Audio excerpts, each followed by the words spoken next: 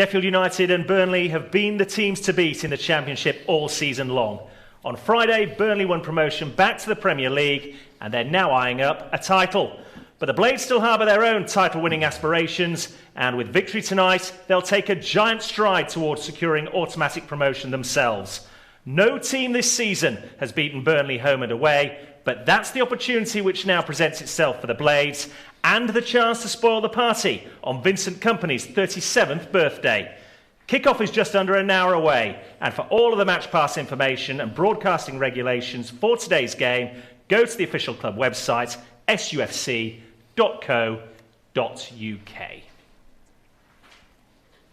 A very good evening. Welcome inside our studio here in Bramall Lane. For Sheffield United, Turf Moor is the destination this evening. It's a heavyweight clash of the highest order at the top of the Championship. The table's top two go head-to-head with all the marbles at stake. I'm joined for the ride in the studio.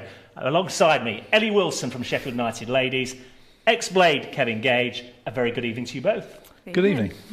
A heavyweight Championship clash is what I've termed it. It is for all the marbles, this, isn't it? You know, the title is in Burnley's hands, but a victory for the Blades would certainly mucky the waters for them, and it very much means that we have aspirations if we can do that tonight. Yeah, I think it's a massive game. I think it's going to be an exciting game. I think from both sets of teams, there's massive motivations within the match itself, and to get 3 points, like you say, Burnley want to not only win promotion but win the league, and they'll be on a massive high after the other night. And likewise, Sheffield United have got their own business to take care of in terms of securing automatic promotion. So I'm expecting a really good game. Vincent Kompany's 37th birthday today, only born in 1986, Gagey.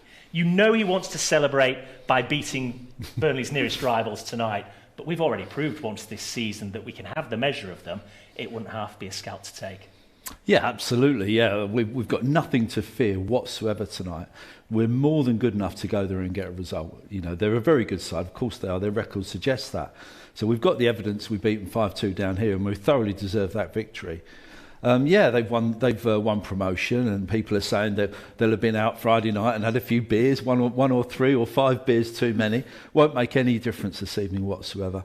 As Ellie rightly said, I think they'll be in a massive high. They'll all be buzzing. They'll be looking to put on a really good show back again in their home ground with their home fans. Everybody's celebrating over the weekend. I think it'll be a fantastic game of football. I really do. 11 points between the two teams going into tonight's game. As it stands right now, we have a 5-point lead over third place Luton. Paul Heckingbottom has said, first and foremost, all season long, number one goal is to secure automatic promotion. Is that really what he's thinking tonight, or do you think in the back of his mind he's thinking, well, we really could get in the mix if we can do the double over Burnley? Do you mean trying to catch Burnley? It's on, isn't it? I don't think he'll be too fussed. You know, if we can nick a win, absolutely fantastic. But it just kind of secures more promotion, possibilities. I don't think we'll be realistically looking to catch Burnley. I think his team talk tonight will be, come on, we can still catch Burnley. I think that's probably out of the question, to be honest. So listen, we don't need any incentives. We don't need to be champions, do we? We just need to secure that second spot. Well, let's take a look at the 11 that will start tonight's game. The team news has dropped in the last few moments. Remember, we took care of business against Wigan here at Bramall Lane on Good Friday, a 1-0 win there. And of that team that started on Friday, 9 keep their places. 2 changes are made. James McAtee in midfield drops down to the bench. He's replaced by the experience of Oliver Norwood in midfield. And then up front, perhaps no surprise, club captain Billy Sharp, the man to make way. Ollie McBurney, who terrorised Burnley's defenders back here in November, returns to the starting 11. Ellie, I think, given what Ollie McBurney's achieved already this season, but that game, particularly in November, has probably weighed heavily in his favour tonight. Yeah, possibly so. We all know what he's capable of, and he had a cracking game that day. And whether there's a bit of rotation in terms of resting Billy Sharp as well coming into that, I don't know. But yeah, it's exciting to see Ollie McBurney in the lineup for this game, particularly alongside Illiman and Jai. And then obviously Norwood's come in as well. So yeah, you can totally understand him bringing Norwood in. I mean, he's a Burnley lad as well, which may come into their thinking. It just makes us a little bit more secure in that central midfield area, doesn't it? We'll have Oliver Norwood anchoring the midfield, and then Doyle and Sanderberg working off him. I must say I'm a little bit disappointed that McAtee's not playing, because he's been so good. You know, I think he's a little bit hard done by, but as Ellie said, it's rotation. It's nothing to do with form or anything like that, because he's been superb. And of course, I fully expect to see McAtee coming on second half as the game opens up a bit. At least, you know, you've got that option to bring him in off the bench. You know, I thought he had a great game the other day, so I don't think it's anything to do with performance. It's probably just tactically. Yeah, absolutely. I mean, it'll come as no surprise that as we take a look at the formation as we expect it to be this evening, that doesn't change with the two additions to the starting 11. But on that note, Gage, you mentioned it there, James McAtee, he's been in great form of late. He's scored goals. He was the creator for Illiman's goal on Friday as well. He would have wanted to be part of this game tonight, but I suppose you've got to weigh that against the fact you are away from home. It is the home of the champions. It's easy to get carried away if you're not familiar with that situation. Ollie Norwood obviously brings experience. Yeah, vast experience. He's been there, seen it, done it, got all the T-shirts, hasn't he, with promotion written on them. Again, just going back to the midfield, Sanderberg has been superb in the last few games. And I think that he's been playing more of a central midfield role with Doyle, allowing McAtee to go forward, you make those mazy runs and burst forward. So I'm looking at Doyle, Berg and Norwood tonight. I'm just a little bit concerned that we won't have anybody making the like McAtee runs or doing the creative runs, which we were hoping Sander would be doing, you know, for the last 6-8 months or so. But he seems to be playing better in a more central, solid role in the midfield. To that end, Ellie, does this change affect the creative options that Sheffield United have from the start tonight?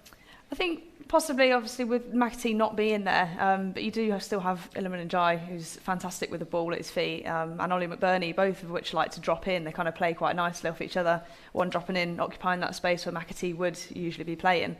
So it gives different options, and I think Paul Heckingbottom's probably thinking he can bring McAtee into the game, so maybe you shore things up a little bit from the start. So I think for tonight, the important thing is to not come away with a loss from this game. You want to at least take a point away as a bare minimum. So maybe sort of see how the game pans out, start with a bit of experience, and then look to bring you more creative players in off the bench. Yeah, totally agree with that. I think Hecky will never admit to it, but I think maybe a little bit of safety first this evening. Yeah. Hopefully just sitting there we've got a defensive shape, our three centre halves, our wing backs, our midfield three. Huge kind of pressure not pressure, it's not the right word, but influence from Njai, who's going to be our main creative force, and then hope, because probably Burnley are going to have a lot of the ball as well at home. They'll have a lot of the ball, so we'll just have to sit in, maybe try and hit them on the break a few times, and then as the game progresses, see where we go with the subs. Well, without doubt, this is the type of game you want to be involved in from the start. That's no different if you're James McAtee at the start of your career or experienced in the form of Ollie Norwood. And I'd like to say that Oliver caught up with us just before we came on air. Ollie, back at the team in a familiar place. You must be looking forward to tonight. Yeah, excited. Obviously, Burnley got themselves promoted the other night, so we come here looking to cement our place in second and hopefully follow them up as soon as possible. Yeah, there's been a lot of hype about Burnley, but obviously you and the lads just blocked that out, I suppose. Yeah, obviously they're a good side. They've had a good season. Well done to them. They've got up early. We want to be in that position, and as I said, we want to follow them up there as soon as we can. A cold night in Burnley. One or two bits of advice from you going to the rest of the lads? No, the lads know what to expect. The lads have been brilliant the last few weeks, picked up some great results, are in good run of form, and hopefully we can come here tonight and put a good show on and, as I said, cement our place in second. Good luck, mate. Thank you. Thanks, man. A cold night in Burnley, it may be. A red-hot atmosphere is sure to await the Blades at Turf Moor. And of course, this game comes on the back of a very good Friday here at Bramall Lane against Wigan.